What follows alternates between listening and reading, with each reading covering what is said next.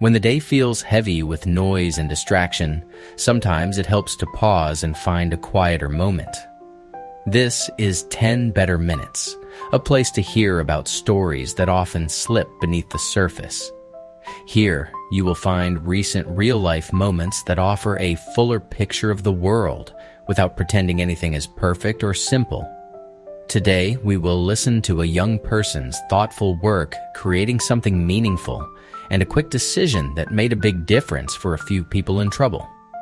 But first, let us begin with a story about a man who, in the spirit of the season, gave something deeply personal without asking for anything in return. In Powhatan, Dave Bell has long been the town's go-to Santa Claus, the guy who shows up when children are waiting, when lights need turning on, when the world needs a little more wonder. And then, in the middle of Central Virginia's warm weather, he did something that was even bigger than any costume. Dave used his own health journey to make an anonymous kidney donation happen. He did not talk about it like a dramatic moment. He talked about it like a simple truth. He said he had 2 of the things he needed and only needed 1. While he recovered at Henrico Doctors Hospital, he wore his Santa hat right there on the hospital bed. It was his way of staying himself, and it somehow made the whole situation feel less scary and more human. By the end of his story, Dave had helped give an anonymous recipient a kidney, and he also had another goal in his sights. He planned to lose 40 pounds to be eligible to donate again in time for the holidays. For Dr. Amanda Bailey of the Virginia Transplant Center, that kind of real-life Christmas spirit matters because it helps organ donation feel personal instead of distant. You know that feeling when you think kindness is supposed to be small and seasonal.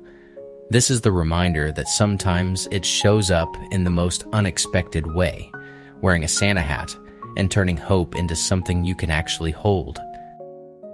Before you hear the uplifting part, picture a quiet summer day in Lehi, Utah, where a teenager could have stayed in his own world of gadgets. Instead, he asked a different question. What if those machines could help someone he would never forget?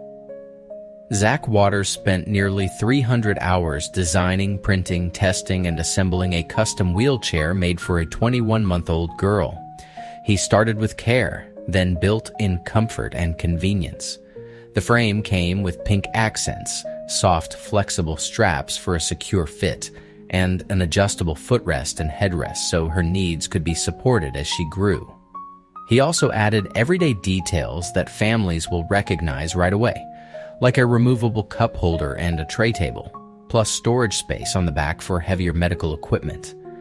As Zach worked, he did not treat it like a one-time project. He tested, adjusted, and kept refining until the wheelchair felt right for its purpose. He credited his family for steady encouragement throughout the process, and you can hear that support in how he talks about the result. His grandmother, Charlotte, hopes he remembers the lesson behind the pink accents and careful design. Your talents can become a bridge, and for anyone listening, that is the hopeful takeaway. When you choose to use your skills for someone else, you do more than solve a problem.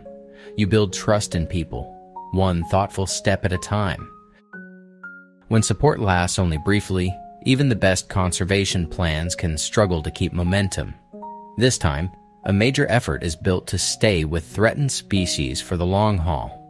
Leonardo DiCaprio, the Bezos Earth Fund, and Rewild announced the Phoenix Species Project with a commitment of $200 million. The plan aims to help 100 threatened species rebound, with recovery efforts across 30 countries.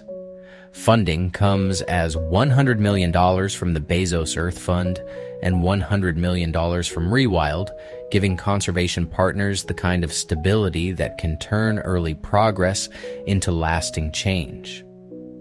What I love about this is the intention behind the support. The project is designed to provide 5 years of help per species, focusing on recovery rather than merely slowing decline. That means teams can plan, monitor, and adapt, with room to strengthen habitats, coordinate local action, and respond as species needs become clearer over time. You can picture it in the details, like the golden-crowned Sifaka lemur and the bowmouth guitarfish, each facing a different set of challenges, yet sharing the same need for sustained care. And then there's the lost and found night parrot, a reminder that hope often requires patience. This project feels like a steady promise, not a quick fix, but a thoughtful investment in the idea that recovery is possible when people show up year after year. It is one thing to watch a celebration from the shore. It is another thing entirely to notice someone struggling and decide to act right away.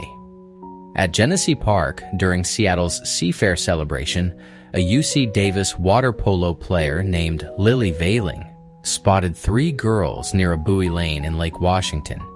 She did not just look and hope someone else would handle it. Veiling had completed certified lifeguard training, and that preparation showed in the choice she made in the moment. She ran into the water moving with purpose and pulled the girls to safety one by one. The most urgent part came when she reached the 3rd girl, who was unconscious and tangled in a buoy rope. Even then, Veiling kept going, bringing her to shore and helping get everyone out of danger. Once the girls were on land, people called for help, and Seattle Fire Department paramedics arrived.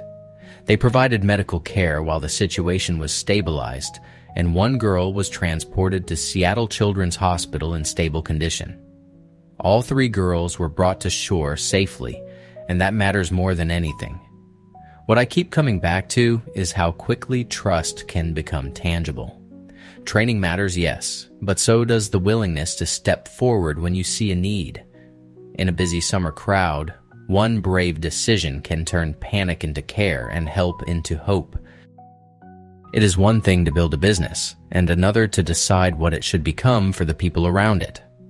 Today, we are looking at a choice that quietly reshaped how success moves through a community. Eddie Smith Jr. spent nearly his entire working life inside Grady White boats, laboring through work weeks of 80 to 100 hours for 58 years, even after taking over a company that had been near bankrupt. He had borrowed money to step in and help steer the turnaround, and the results reportedly grew into revenues that average over $100 million each year. Then the offers began to arrive. Multiple offers around $500 million, temptations that could have sold the company and changed what it stood for. Instead, he turned those offers down and signed the company over to a perpetual purpose trust. Under that trust, the controlling shares were not meant to be sold, and non-voting shares were set to fund charitable giving through a social welfare organization under Section 501(c)(4. with profits directed toward community service and conservation. The plan also included employee education and other philanthropic causes. What stays with me is how ordinary the courage can look when it is practiced for decades. Eddie Smith Jr. did not just earn success, he redirected it, trusting that values can live longer than any single moment of decision.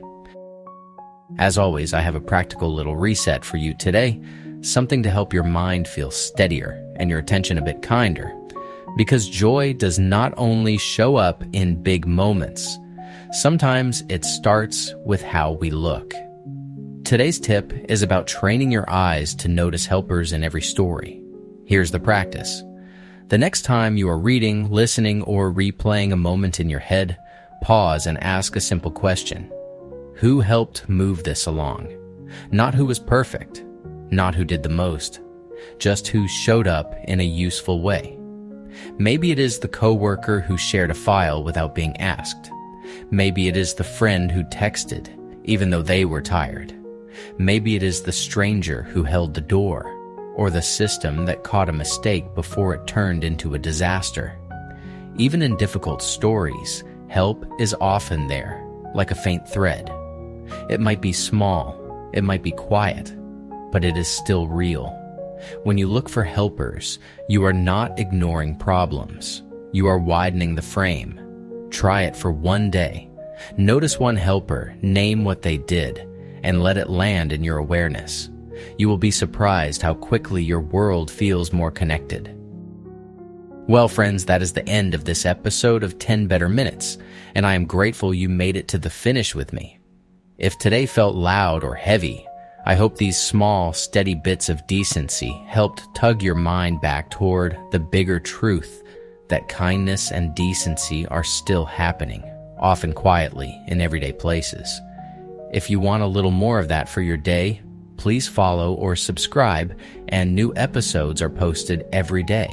And if you know a good news story or a local positive moment that deserves more attention, share a link or a short note in the comments so we can all hear about it.